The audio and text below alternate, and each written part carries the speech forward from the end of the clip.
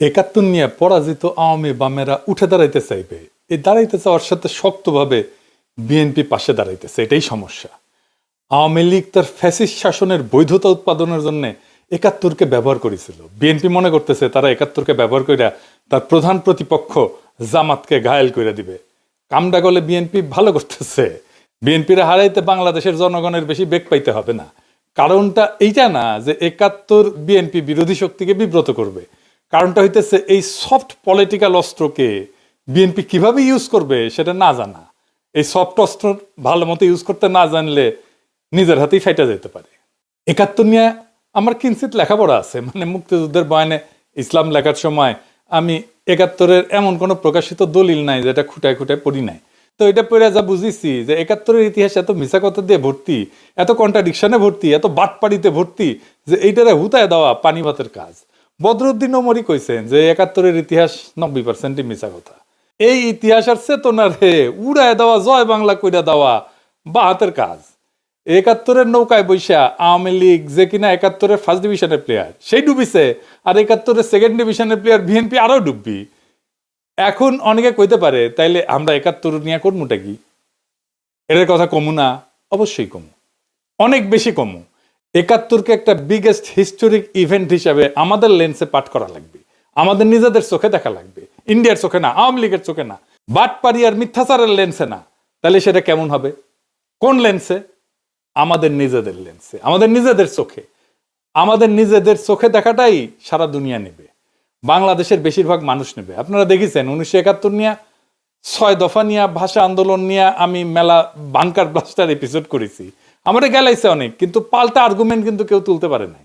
আজকেও আমি এমন একটা জায়গা নিয়ে আলাপ করব সংক্ষেপে, এই আলাপটা পরে আরো বিস্তারিত করা যেতে পারে, কিন্তু দেখবেন যে এইভাবে আগে ভাবা হয় নাই। শুরুতে একটা এক্সাম্পল দেখায়নি। কেন বিএনপি একাত্তর নিয়ে কোনো বয়ান তৈরি করতে পারবে না? হাতে নাতে দেখাই দেবো, দেখাবো, আসেন দেখাই। বিএনপি একটা ভিডিও বানাইছে তার নির্বাচনী ক্যাম্পেইনের জন্য, প্রচুর আবেগ নিয়ে বানানো। থিম হইতেছে মুক্তিযুদ্ধ আর 2024 দুই জেনারেশনের দুই আহত যোদ্ধা কিভাবে দেশের জন্য কাজ করবে বা করতেছে। এইটা সাহেব দেখান, ওই অংশটা দেখান। কিভাবে হলো?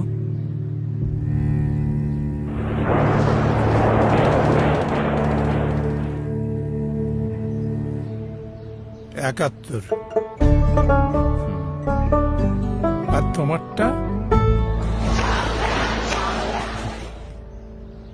24।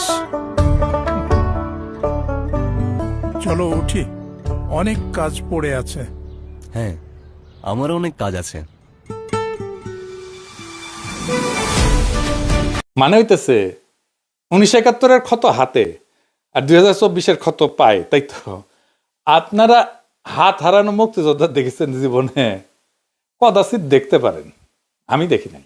যা দেখেছি সবই পা হারানো যুদ্ধাহত মুক্তিযোদ্ধা। সেলিব্রেটেড কর্নেল তাহের, উনি ছিলেন পা হারানো। মুক্তিযোদ্ধা পুনর্বাসন কেন্দ্র শ্যামলীতে যেটা ছিল, এখনো আছে, সেইখানে থাকতেন যুদ্ধাহত মুক্তিযোদ্ধারা। সকালবেলা ওনাদের হুইল চেয়ার নিয়ে বাইর হইতেন, শহীদ মিনারে আসতেন, স্মৃতিসৌধে যাইতেন, সবাই পা হারানো। এইটা সাহেব যুদ্ধাহত মুক্তিযোদ্ধা লিখে সার্চ দেন না গুগলে, দেখেন সবাই হুইল চেয়ারে। এইটা যুদ্ধের স্বাভাবিক ক্যাজুয়ালিটি। যুদ্ধে পা হারায় বেশি যুদ্ধাহতরা। তার মানে এরা মুক্তিযুদ্ধ বলে বলে চিৎকার করবে, কিন্তু রিয়েল মুক্তিযুদ্ধ জিনিসটা নিয়ে গভীর বোঝাপড়া নাই, দরকারও নাই। কারণ ভোটের জেতার জন্য তো এটার কথা কইতেছে, জামাতকে হারানোর জন্য এই কথা কইতেছে। মাথার মধ্যে এটা নাই কি বলে জামাতের শক্ত রাজনৈতিক বিরোধিতা করা যায়। ভোটের জন্য কিন্তু আসলে রাজনৈতিক বিরোধিতারও দরকার নাই। আপনারা হাদির ক্যাম্পেইন দেখছেন না? হার্ডকোর পলিটিক্স নিয়ে ক্যাম্পেইন করছে। এরা টাকা দিয়ে নমিনেশন কেনে, টাকা ছড়া ইলেকশনে যেতে, তারপরে 5 বছর ধরে লুটপাট করে। তার জন্য দরকার কুইক ফিক্স, সহজে করা যায় এমন রাজনৈতিক খাবার, ইনস্ট্যান্ট নুডলের মতো। তাই বিএনপির বুদ্ধিজীবীরা হাজির করছে মুক্তিযুদ্ধ, এই দিয়া জামাতরে ঘায়েল করবে।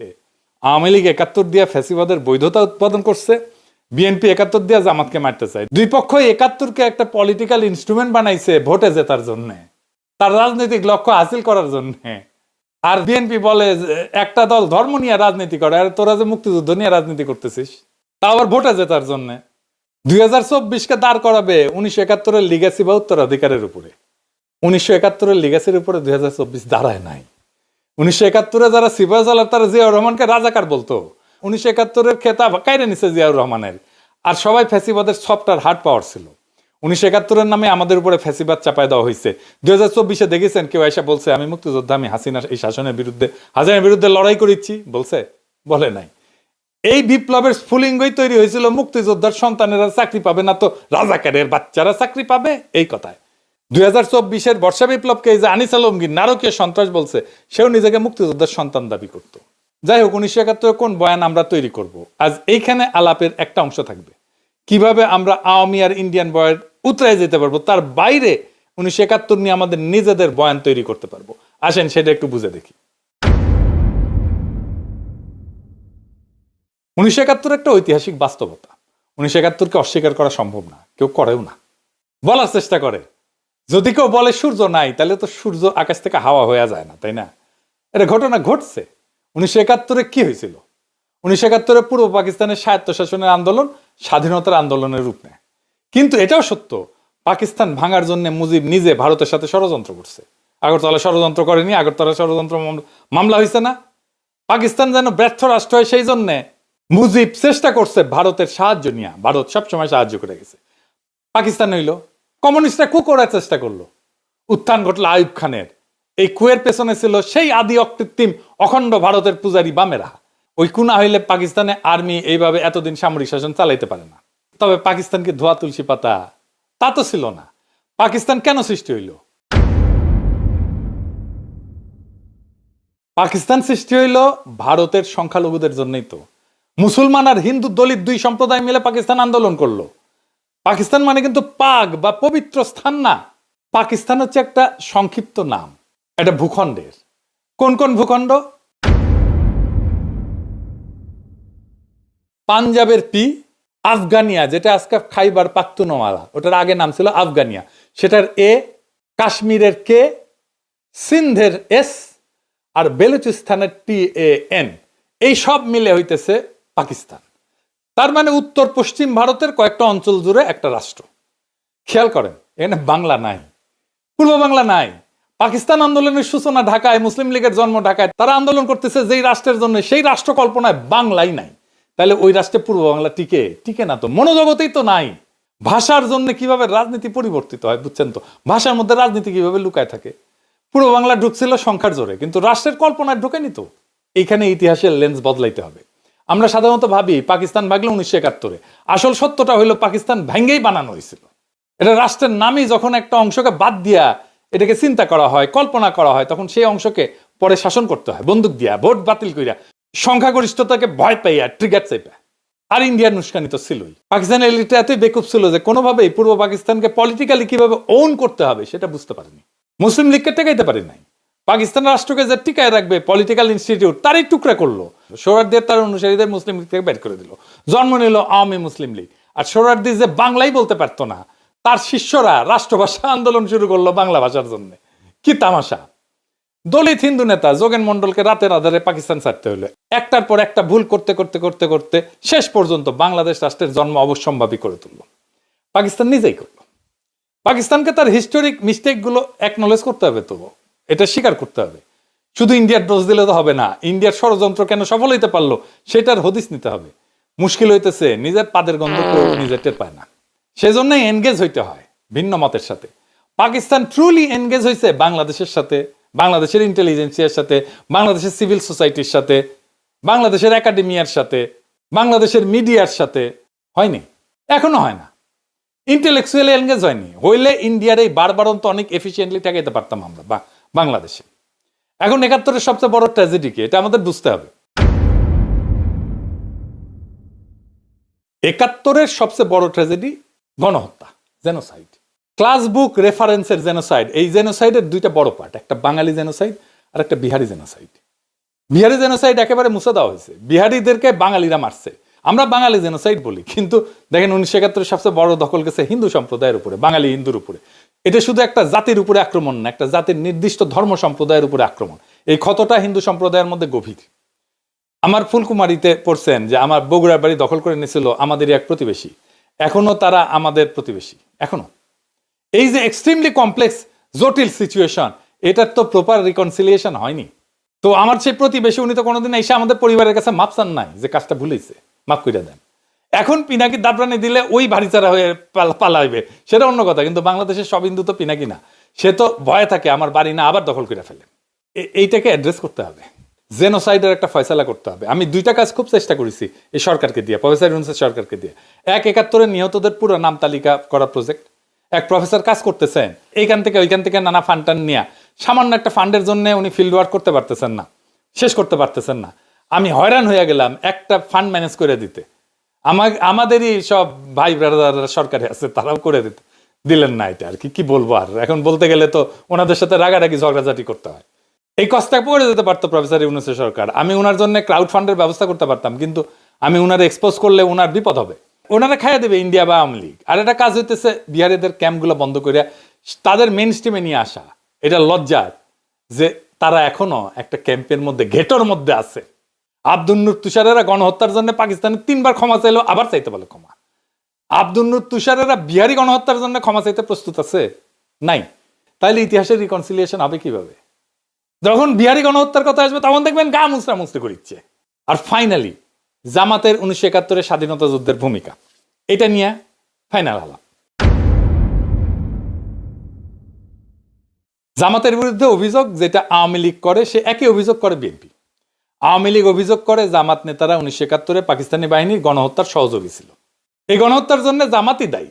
সেই কল্পিত অভিযোগে ফাঁসি দিছে তাদের নেতাদেরকে। সেই একই অভিযোগ করে আজকের দিনে বিএনপি। 1971 সালে আমরা যে স্বাধীনতার যুদ্ধ করলাম পাকিস্তানিদের থেকে বেরোয় আসার জন্য, তখন আমরা আপনারা শুধু বিরোধিতাই করেন নাই, ওই পাকিস্তান সেনাবাহিনীর সঙ্গে হাত মিলিয়ে গণহত্যা করেছেন। এই কথা বলতে আমার কোনো দ্বিধা হয় না। কিন্তু খালেদা জিয়া সেই বিচার সম্পর্কে কি বলেছিল শুনেন। আমি বলতে চাই, আজকে মুজাহিদি সাইদি সাইদি কামরুজ্জামান কাদের মোল্লা, এদের সবাইকে তারা মিথ্যে মামলা দিয়ে গ্রেফতার করে রেখে দিয়েছে। তারা ভেবেছে তারা তারা স্বাধীনতা বিরোধী বলে তাদেরকে গ্রেফতার করেছে। আমি বলতে চাই, আজকে তারা যে এই অবস্থা করেছে, গোপন চুক্তি করে, স্বাধীনতার পরেও যে গোপন চুক্তি করেছে, স্বাধীনতা বিরোধী শক্তি হলো এই আওয়ামী লীগ, হলো স্বাধীনতা বিরোধী শক্তি, দেশের বিরোধী শক্তি হলো এই আওয়ামী লীগ।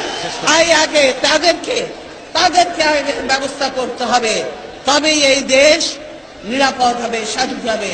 শুনলেন তো, উনি বলছেন মিথ্যা ওগুলো মামলা। আচ্ছা, মির্জা ফখরুল কি বলেছিল শুনেন। আমাদের এই আলেম উলেমা জামাত ইসলামের নেতৃবৃন্দ, আমাদের মাওলানা নিজামী সাহেব, জামান সাহেব, কাশেমী সাহেব, এই পত্রিকার যে প্রকাশক ছিলেন তাকে সহ অনেকে মৃত্যুদণ্ড, সালাউদ্দিন সাহেব সহ তাদেরকে মৃত্যুদণ্ড দেওয়া হয়েছে মিথ্যা মামলায়। শুনেছেন তো, সেও বলে হাম্বা, মানে তারও ওই একই কথা। আমাদের সময় একটা বিজ্ঞাপন ছিল এইরকম, গরুকে জিজ্ঞেস করে তোমার কি কথা, সে গরু এখন চিৎকার দেয় হাম্বা, বলে ওরও সেই একই কথা। আর এখন বলে স্বাধীনতার পরাজিত শক্তি মাথাচাড়া দিয়ে উঠতেছে, ওদের নস্যাৎ কইরা গণতন্ত্র প্রতিষ্ঠা করবি নাকি। এবার বলে একটা দল গণহত্যা চালাইছিল, মানে জামাত চালাইছিল গণহত্যা। শুনেন, পাকিস্তান আন্দোলন করতে মুসলমানরা পাকিস্তানের মুসলমান ভাইদের স্বার্থ রক্ষার জন্য, তখন আপনাদের নেতা মওদুদী সেটা বিরোধিতা করেছিল, ঠিক না? আর আজকে আবার 1971 সালে আমরা যে স্বাধীনতার যুদ্ধ করলাম পাকিস্তানিদের থেকে বেরোয় আসার জন্য, তখন আমরা আপনারা শুধু বিরোধিতাই করেন নাই, ওই পাকিস্তান সেনাবাহিনীর সঙ্গে হাত মিলিয়ে গণহত্যা করেছেন। এই কথা বলতে আমার কোনো দ্বিধা হয় না। জামাত রাঙ্গি রাজাকার ছিল শুনেছেন না, গোলাম আজম রাজাকার শুনেছেন না, গোলাম আজম রাজাকার ছিল না পাগলা, গোলাম আজম রাজাকার ছিল না রে বেকুব, ছিল শান্তি কমিটির মেম্বার, ছিল শান্তি কমিটির নেতা। রাজাকার ছিল প্যারামিলিটারি ফোর্স, আমাদের আনসারের মতো, তাদের ড্রেস ছিল, ইউনিফর্ম ছিল, ব্যারাকে থাকতো, রেশন ছিল, আর গঠিত হয়েছিল সাধারণ মানুষকে দিয়া। রাজনৈতিক কর্মী ছিল তারা, মুসলিম লীগ, জামাত না। জামাত তখন এত বড় তৃণমূলের অর্গানাইজেশন ছিল না। আমার কথা বিশ্বাস করার দরকার নাই, বিদেশি নিউজ থেকে রাজাকার দেখেন কারা ছিল, পোশাক আশাক সহ, ওদের দাড়ি টুপি ছিল না, দেখেন। the government has organized a paramilitary force called Razakars. The Razakars' main duties are roadblocks, often carried out with a great show of force, and sentry duties around the main government installations. Some recruits to the Razakars are students, but many come from the militant wing of the Muslim League, who were responsible for much of the murder and the burning of villages which followed March the 25th. They are all East Bengalis and are paid by the government direct. But no one knows just how loyal they would be to the government if that loyalty was ever under stress. দেখেছেন এই মুসলিম লীগের পুরাটাই BNP ঢুকিছে। Mirza ফখরুলের বাবাই তো মুসলিম লীগার ছিল, পাকিস্তানের মন্ত্রী ছিল। আমির খসরু মাহমুদের বাবা মুসলিম লীগার ছিল। মির্জা ফখরুল দাবি করে তার বাবা 1971 শরণার্থী শিবিরে ছিলেন, একজন পাকিস্তানের মন্ত্রী, মুসলিম লীগ করার লোক। কেন ইন্ডিয়া পালাবে 1971-এ? তার উপরে যাইয়া শরণার্থী শিবিরে থাকবে? সুপে চাপে মিলানো যায়? আপনার কমন সেন্স কি বলে? যাই হোক, আমরা ওইদিকে না যাই। জামাতের ভূমিকা ছিল দুইটা জায়গায়, শান্তি কমিটি আর আলবদরে। এখন এই আলবদরকে দায়ী করা হয় বুদ্ধিজীবী হত্যায়। এই দাবিটা প্রমাণ করা মুশকিল অনেক কয়টা কারণে। কে দোষী আমি সেটা ঠিক করব না, আমি দেখাইতেছি রাষ্ট্র কিভাবে মিথ্যা দিয়ে ইতিহাস বানায়। আসেন ওই অংশটুকু একটু দেখি। আমি আলবদর বলছি বলে একটা বই আছে, একজন আলবদর ছিল সেই লিখছে। সে বলতেছে যে তাকে গ্রেপ্তার করা হয়েছিল, জেলে ছিল সে। গ্রেপ্তার করা হইল, তারে ইন্টারোগেট করা হয়েছে, তার কাছ থেকে তথ্য নেওয়া হয়েছে, কিছুই নেওয়া হয় না। তাইলে তো তার কাছে কিছু এভিডেন্স থাকতো, বলতেছে আলবদর। কিন্তু আলবদর তো ধরছিলা, তারে জেলেও রাখছিলা, তো তারে ইন্টারোগেট করে তারে তথ্য নাও নেই, সে তথ্যটা ভেরিফাই করো নাই, ক্রস চেক করো নাই কেন? কার দোষ এইটা? আমি আপনাকে ডিসেম্বরে একটা ক্লিপ দেখাই। সেখানে সাংবাদিক, বিদেশি সাংবাদিক বলতেছে ঢাকায় ডিসেম্বরের শুরুর দিকের কথা, এটা প্রত্যেক দিন মুক্তিবাহিনীর সদস্যরা কম করে 5টা রাজনৈতিক হত্যাকাণ্ড করতেছে। শোনেন, There are between 80 and 100,000 Mufti Bahini operating within East Pakistan. And in the last few months, they have blown up 165 bridges, large and small, have damaged 5 cargo boats, including one British boat from Calcutta, have sunk a 1,600-ton jute barge, and have blown up a power substation. And they have committed, in Dakar alone, 6 political assassinations every day. তার মানে ঢাকার মধ্যে শক্তিশালী অবস্থান তৈরি করে ফেলছে গেরিলারা। এইখানে স্বাধীনতার পক্ষের বুদ্ধিজীবীদের ধরে নিয়ে যাইতেছে কয়েকদিন ধরে। কোথায় নিয়ে যাইতেছে সেটাও ফ্যামিলি মেম্বাররা জানে, কিন্তু অনেক ক্ষেত্রেই, মনীষ চৌধুরীর ক্ষেত্রেই জানে। ফিজিক্যাল ট্রেনিং সেন্টারে নিয়ে যাওয়া হয়েছিল মোহাম্মদপুরে। তো মুক্তিযোদ্ধারা তো অপারেশন চালাবে সেই ফিজিক্যাল ট্রেনিং সেন্টারে, ঠিক কিনা বলেন? তারা ডেইলি 5 জন করে মারতে পারে ঢাকায়, আর ফিজিক্যাল ট্রেনিং সেন্টারে হামলা করে উদ্ধার করতে পারে না। উদ্ধার করতে না পারুক, হামলা তো করতে পারতো, কেন করলো না? ঢাকা শহরে মুক্তিযোদ্ধা কি কম ছিল? এখন তো কত মুক্তিযোদ্ধা, সবাই মিলে যদি ওইখানে হামলা করতো। দেশ স্বাধীন হইলে এই বুদ্ধিজীবী পরিবাররা মুজিবের অফিসের সামনে বিক্ষোভ করে, ওইখানে মুজিব আসে। জয়রায়ের বোন ছিল নাফিসা কবির, তাকে উদ্দেশ্য করে মুজিব বলছিল যে অনেকে তো দালালি করে মারা গেছে এই বুদ্ধিজীবী সম্পর্কে। এটা পান্না কাইসাল লিখে গেছে, স্বাধীনতা বিরোধীরা লিখে যায় নাই। জামাতের অনেকে বলে ইন্ডিয়ানরা মারছে। এই বয়ানটা মিলে পাকিস্তানের হামুদুর রহমান কমিশনের রিপোর্টে যখন তারা রাও ফরমান আলীকে প্রশ্ন করে, রাও ফরমান আলীকে জানেন তো এই বুদ্ধিজীবী হত্যার জন্য দায়ী করা হয়। হামিদুর রহমান কমিশনে বলা হয়েছিল বাংলাদেশের সরকার যেন তাদেরকে এভিডেন্স দেয় বুদ্ধিজীবী হত্যার সাথে কারা কারা জড়িত ছিল। পাকিস্তানের কাগজে কলমে হইলেও এটা সদিচ্ছা ছিল, তো করে নাই কেন বাংলাদেশ? এটা তো এখনো করা সম্ভব, যৌথ কমিশন করে অনুসন্ধান কইরা। জামাতে ইসলামকে ক্ষমতায় আসলে এইটার একটা ট্রান্সপারেন্ট তদন্ত করতে হবে। তদন্তে হস্তক্ষেপ করা যাবে না, আন্তর্জাতিক তদন্ত হইতে হবে। বিএনপিও করতে পারে, ক্ষমতায় তো ছিল, করে নাই কেন তদন্ত? 71 নিয়ে 2টা অমীমাংসিত বিষয় আছে, জ্বলন্ত বিষয় আছে। একটা গণহত্যার সংখ্যা, কতজন মারা গেছে, কতজন শহীদ হয়েছে, আর একটা বুদ্ধিজীবী হত্যার দায় কে করছে আসলে? আওয়ামী লীগ, বিএনপি, জাতীয় পার্টি কেউই করে নাই। যদি প্রশ্ন করি যে আসলে তারা তদন্ত করলেই দায় দেওয়ার রাজনীতি করতে পারবে না, তাই করে নাই। মানিক বন্দ্যোপাধ্যায়ের প্রাগৈতিহাসিক বলে একটা উপন্যাস ছিল, ওইখানে এক ভিখারি, তার পায়ে একটা ঘা ছিল, বিভৎস ঘা, ওই ঘায়ে চিকিৎসা করতো না, কারণ চিকিৎসা করলে ভালো হয়ে যাবে, আর ঘা দেখায় ভিক্ষা করতে পারবে না। তাই আওয়ামী লীগ, বিএনপি এই ক্ষতের কোনো চিকিৎসা করেনি 71 নিয়ে, কারণ চিকিৎসা করলে মুক্তিযুদ্ধের চেতনা বেইচা ভোটের রাজনীতি করতে পারবে না। এটাই হইতেছে আসল সত্য। এই যে বিএনপি আওয়ামী লীগের বয়ান নিজের মুখে তুলে নিছে, এই জন্য নিজের আত্মহত্যার পথে গেছে। এটা আমি আপনাদেরকে প্রকৃতি থেকে বুঝাই দিই একটা ঘটনা দিয়ে, মজা পাইবেন। ঘাসফড়িং, ঝিঝি পোকা আছে না, এইসব প্রাণী কেমনে মারা যায় জানেন? এটা তো বুড়া হয়ে মারা যায়। আর একটা মৃত্যু খুবই ভয়ঙ্কর, এই ঝিঝি পোকার পেটে একটা কৃমি ঢোকে, নাম হইতেছে হর্স হেয়ার কৃমি, মানে ঘোড়ার চুলের কৃমি। এডিটর সাহেব, ঘোড়ার আবার একটা হাসি দেওয়া লাগবে, তার চুলের কৃমি, সেটাও একটা বিষয় হয়েছে এপিসোডের, এটা হাসি দেয় না। যাই হোক, ভালোই হয়েছে। এটা লম্বা সুতার চুলের মতো দেখতে, পরজীবী কৃমি, সাধারণত পোকামাকড়ের ভেতরে বড় হয়। এই কৃমির জীবন চক্র শেষ করার জন্য পানির দরকার হয়, এটা মনে রাখেন, আমরা ফিরে আসবো এই জায়গায়। তো এই ঝিঝি পোকা, এই কৃমির ডিম সংক্রমিত পোকা যদি খেয়ে ফেলে, তাহলে এই ডিমটা শরীরে ঢুকে পড়ে ঝিঝি পোকা। এই ডিমটা ঢোকার পরে ঝিঝি পোকার পেট ভেদ কইরা শরীরের ভিতরে ঢুকে যায়, সেখানে আস্তে আস্তে আস্তে আস্তে বড় হইতে থাকে, বড় হইতে থাকে, বড় হইতে থাকে, শরীরের ভিতরে পুরা শরীর খায়া ফেলে। ঝিঝি পোকার শরীরের ভিতরে প্রায় পুরা জায়গা দখল করে নেয় এই কৃমিটা। এই কৃমি এতই বড় হয় যে অনেক সময় এই কৃমির দৈর্ঘ্য ঝিঝি পোকার শরীরের চাইতে কয়েক গুণ বেশি হয়ে যায়। তো ঝিঝি পোকা যা খায় তার পুষ্টি কৃমি শুষে নেয়। ঝিঝি পোকা ধীরে ধীরে দুর্বল, অপুষ্ট, নিয়ন্ত্রণহীন হয়ে পড়ে, অসুস্থ শরীর, দূষিত রক্ত হয়ে পড়ে। সবচেয়ে ভয়ঙ্কর ধাপ হইতেছে, এই কৃমি ঝিঝি পোকার মাথা, মগজ নিয়ন্ত্রণ করে, চিন্তা নিয়ন্ত্রণ করে, মাইন্ড কন্ট্রোল করে। কিভাবে? এই কৃমি ঝিঝি পোকার স্নায়ুতন্ত্রে একটা রাসায়নিক সংকেত দেয়, এটাকে বলে, ডাক্তারি ভাষায় বলে নিউরোঅ্যাক্টিভ কম্পাউন্ড। ফলে ঝিঝি পোকার স্বাভাবিক ভয়ের প্রতিক্রিয়া নষ্ট হয়ে যায়, ঝিঝি পোকা পানিকে ভয় পায়, কিন্তু তখন পানির দিকে আকৃষ্ট হয়ে যায়। স্বাভাবিকভাবে পানি এলায় চলে, কিন্তু ওইটার জন্য সে পানির দিকে যাইতে থাকে, পানির দিকে যাইতে থাকে ঝাঁপ দেওয়ার জন্য। তারপরে পানিতে ঝাঁপ দেয়, ঝিঝি পোকা ঝাঁপ দিয়ে মারা যায়। তখন ওই কৃমি ঝিঝি পোকার পাছা ফুইরা বের হয়ে আসে, ঝিঝি পোকা মারা যায়, আর কৃমি তার নতুন আশ্রয়ের খোঁজে যায়। ঝিঝি পোকা হইতেছে বিএনপি, আর ইন্ডিয়ান আওয়ামী লীগ হইতেছে ওই কৃমি, সেকুলার, সেন্ট্রিস্ট, লিবারাল, ডেমোক্রেট কৃমি, যেমন ওয়াকারের পদবালক তাসনিম খলিল, এরা ঢুকিছে, এরা সেই কৃমি বিএনপি ঝিঝি পোকার মধ্যে ঢুকিছে। আর মুক্তিযুদ্ধের চেতনা হইতেছে সেই নিউরোঅ্যাক্টিভ কম্পাউন্ড, সেই ইন্ডিয়ান ন্যারেটিভ, যেটা দিয়ে আওয়ামী লীগ আর ইন্ডিয়া বিএনপির মস্তিষ্ক নিয়ন্ত্রণ করতেছে। বিএনপির মধ্যে তো ইন্ডিয়ান র আছে, আমার কথা না, এটা বিএনপির নেতার কথা, বড় নেতার কথা, আলতাফ ভাইয়ের কথা শুনেন। বিএনপির কিছু লোক আছে যারা নন আননোন না, নূতন না, পুরানা, নন রয়ের এজেন্ট, নন রয়ের এজেন্ট। তারা এই দেশে যদি 100 টাকা কামাই করে, 90 টাকা তারা ইন্ডিয়াতে পাঠায়।